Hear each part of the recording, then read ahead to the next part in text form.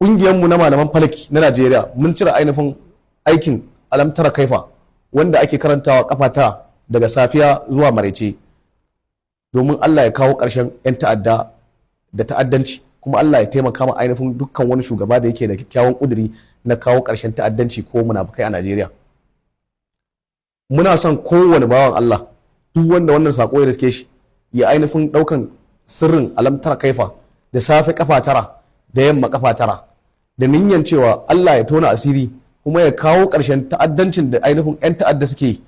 Allah ya tona asirin dukkan wani maciyi amana, Allah ya tona asirin dukkan wani munafiki, Allah ya ba mu zaman lafiya da ci gaba, Allah ya taimaki jami'an tsaronmu da suke ƙoƙarin kare ƙasarmu a ainihin jejika gida da ainihin waje.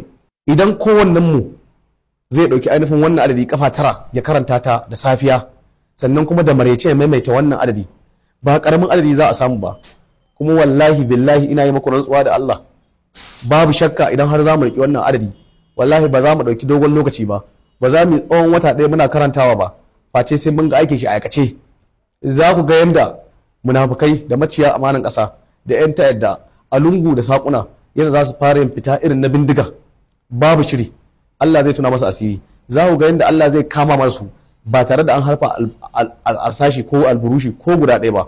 Ina kira a gare ku 'yan uwa musulmai na Najeriya baki ɗaya, musamman na yankin arewa, dan Allah dan annabi ku isar da wannan sako.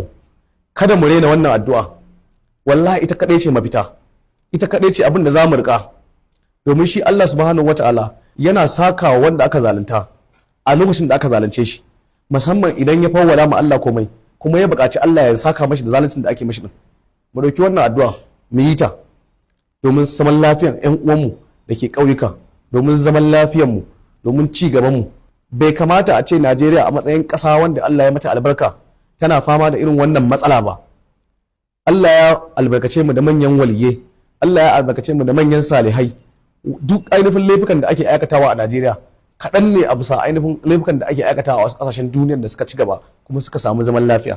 Me yasa mu ma al'ummar Najeriya ba za mu zauna lafiya ba? Me yasa ba za mu ci gajiya da amfanin arzikin da Allah ya mana ba?